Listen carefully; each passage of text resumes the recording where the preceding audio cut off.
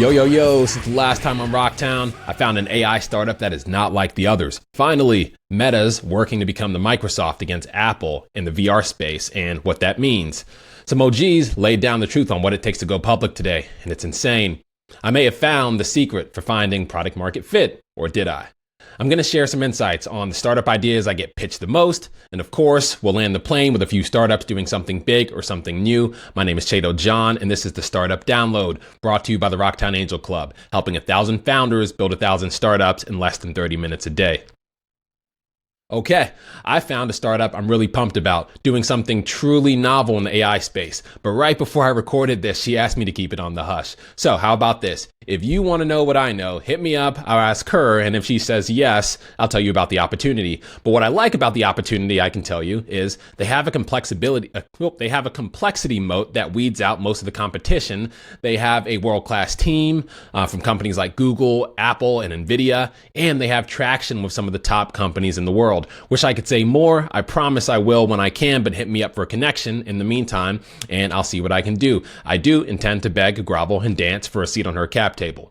Meta, while taking a weird tumble in the stock market, is opening the floodgates. The Zuckster has talked about his plan to build the open platform for the next computing paradigm, which is probably AI now, but he once claimed it was VR. And it seems he's delivering on his promise, counter-positioning against Apple, who, as is the custom, is building a walled garden, the marriage of hardware, design for the software, etc., etc.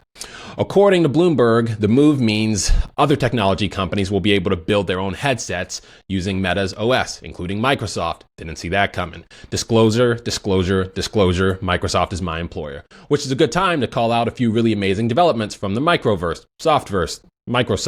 Let's go with that. They've released something called a small language model in contrast to what companies like OpenAI are working on, large language models. Small language models are more specialized and cheaper to run with less compute expenditure than the LLM counterparts, meaning they're cheaper to run. And you know what they say about money. The recent release is called the Phi 3 Mini, and it might be able to run locally, meaning on your computer or phone without an internet connection. The possibilities are endless. Additionally, Microsoft-owned GitHub, also my employer, disclosure, is also reimagining the nature of the developer experience itself with a technical preview of GitHub Copilot Workspace, giving superpowers to developers around the world. I'll say no more because this one's too close to home, but look it up. If I were running a SaaS startup, I'd quickly get on the waiting list as quickly as possible for GitHub Copilot Workspace because capital-efficient startups are living startups, and living startups have the shot to be winning startups. This was supposed to be a startup podcast, but I can't stop talking about AI. Maybe that's because according to CB Insights in 2023, AI startups raised $42.5 billion across 2,500 equity rounds. That's a lot of cheese, just like my dad jokes. But with all those AI startups raising capital, when will they exit? And who's going to win? The whole thing's throwing off major internet bubble vibes, and I was 10 when that all happened, so I'll never forget it. The internet bubble brought us some amazing innovations and companies, but it also brought a lot of investors with empty bags. According to Bill Gurley and Brad Gertzner, who I don't know, but obviously I'm going to meet someday, something is up with the Kool-Aid. The number of public companies in the US has dropped by about half since the late 90s. And being a public company costs about $2 million to $5 million a year in regulatory compliance costs. The majority of IPOs are being underwritten by like 4 or 5 firms, and they're all focused on the bigger IPOs in the annual $1 billion revenue range. But also according to Bill and Brad, you need to be growing at roughly 50% year over year with an annual revenue of around at least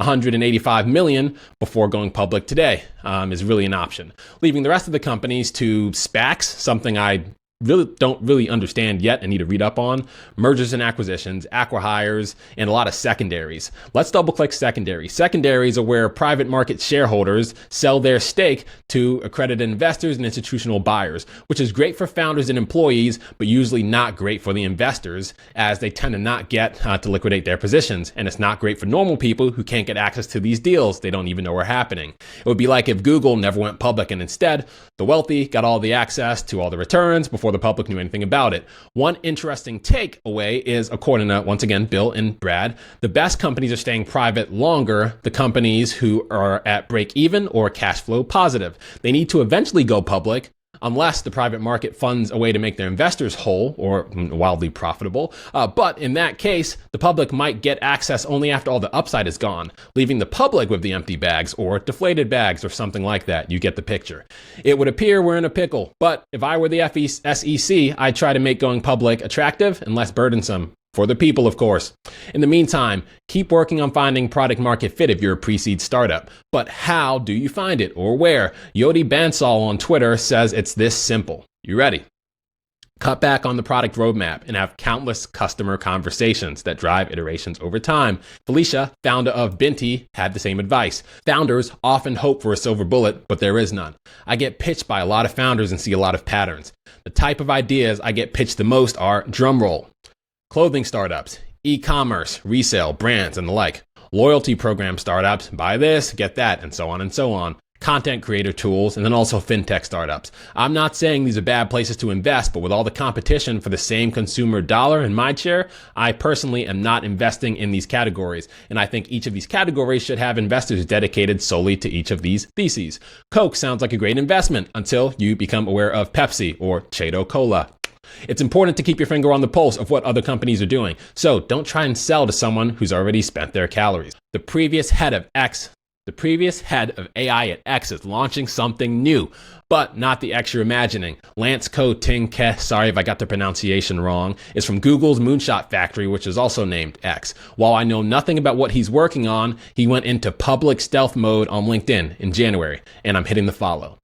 And there are way more interesting tidbits, almost all from StrictlyVC, so I'll rattle them. Magnus Metal is a 7-year-old Israeli startup developing a technology combining sand casting with 3D printing to make metal parts, and they just raised $74 million in a Series B.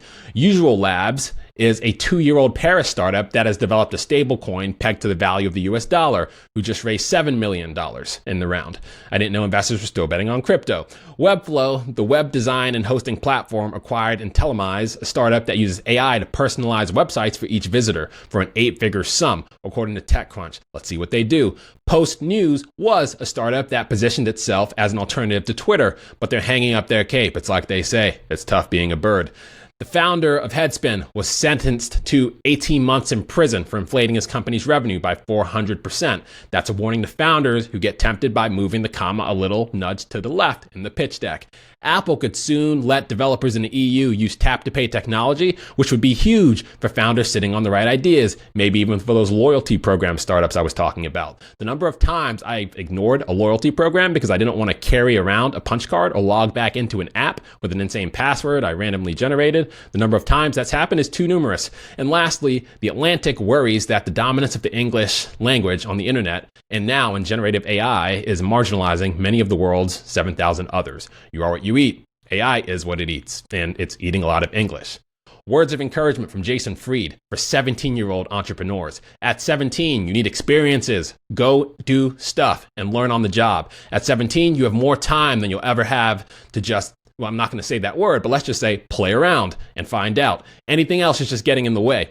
All that to say, if you're young, go, do, learn through action. This is Chiedo John, bringing the Startup Download, brought to you by Rocktown Angel Club, and I'll catch you next time. Later.